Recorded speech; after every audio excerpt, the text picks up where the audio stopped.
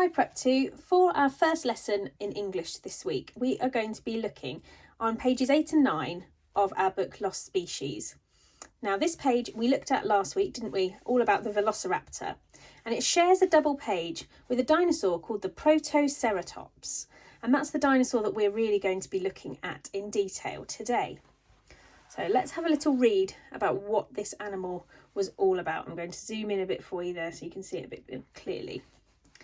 Okay, these stocky vegetarians were the sheep of the dinosaur world. They roamed the desert in herds, grazing with their hooked beaks. Their elaborate neck frills, which may have been used to attract mates, gave Protoceratops a very distinctive look. We don't know exactly what caused Velociraptor and Protoceratops to become extinct, but we do know they had died out before the end of the Cretaceous period, when climate change, volcanic activity, and a huge asteroid hitting the Earth are thought to have wiped out more than half of the existing animal and plant species. Now, these fossils of these creatures have been found in China and Mongolia, and like the Velociraptor, they were extinct about 70 million years ago, and we're not quite sure why that is. Now, this dinosaur, I'm quite fond of him already. I think they're quite an interesting creature. I want you to think about what I've read up here. You can have a look at your copy that I have put on the Google Classroom for you to download, or you can have another look at what I've said here. But I want you to think about, how are the Protoceratops similar to sheep? Have a think about some of the features and some of the things that they did which made them similar to sheep. I want you to have a think now about the pages here, the Velociraptor and the Protoceratops. And I want you to identify the things that these two creatures did. So did they hunt? Did they go for a battle? Or did they graze around and roam the plains? Now, we were thinking last week about the sandstorms, weren't we, for the Velociraptor? And I want you to think about what he must have been thinking when he was in a sandstorm. Okay. Do you think that would be different to the Protoceratops? I'm going to show you now the worksheet for today. Okay. And on this worksheet, you have got a space to write some adjectives to describe the Protoceratops. So you could write in there some words that you think tell us what the animal was like. So you could be thinking about what it looked like, how it behaved, how it moved. You can use some adjectives, but you might also want to think about some verbs and adverbs that you could use to describe how this creature moved and what it did. Now, you can see on this worksheet, mine's in black and white because I haven't got a colour printer at home, but that's okay. And you don't have to print it out. You could do this in your workbook at home as well. I want you to have a look here. We've got a picture of the Velociraptor.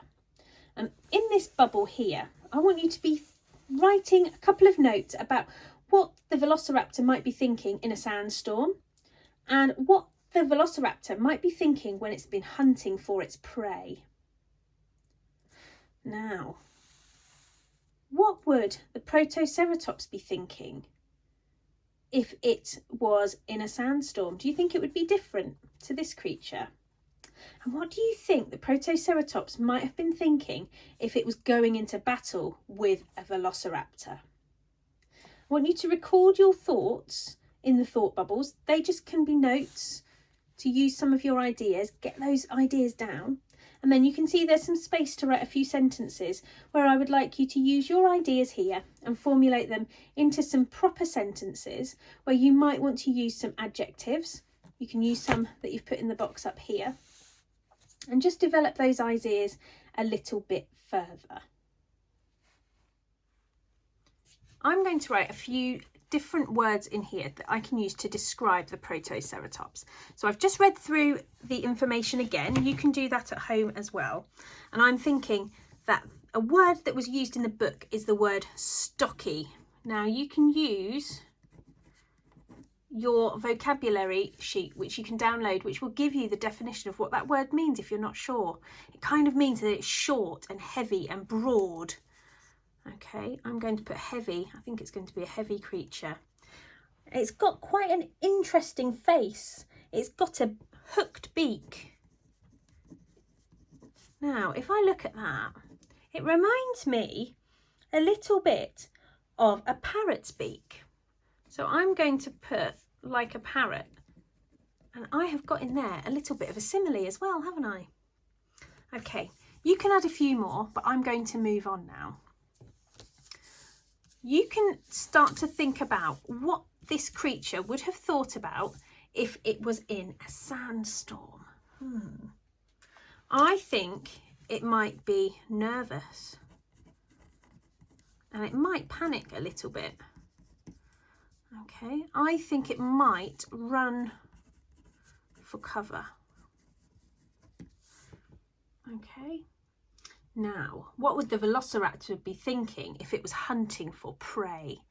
Now I think it would have a very different mindset. I think it would have a focused mind. Okay, I think it would be thinking about focusing on what it was looking for. I think it would be quiet and stealthy. Okay, which means that it would be hiding. Okay, there's a few ideas there. I am going to model that for you, how I could write that into a sentence. I'm going to say, during a sandstorm, comma, I think the velociraptor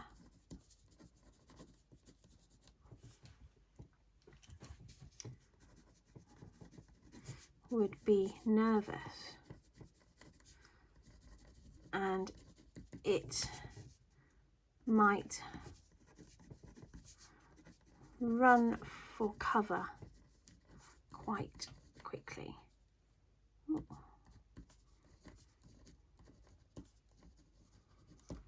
And then I'm going to think about what it's doing when it's hunting. When hunting for prey,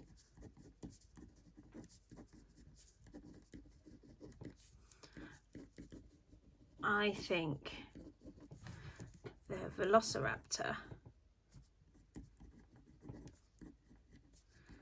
would focus on its target. There we go. That was easy, wasn't it? I'd got the information here and then I have built it into some sentences. Now you can do the same when thinking about your Protoceratops. Okay, so think about how it would feel in a sandstorm. What would it do? Okay, and I want you to think about what it would feel like if it was battling the velociraptor. Again, write a few notes. They don't have to be full sentences, just a few words in your thought bubble, and then develop those into some sentences.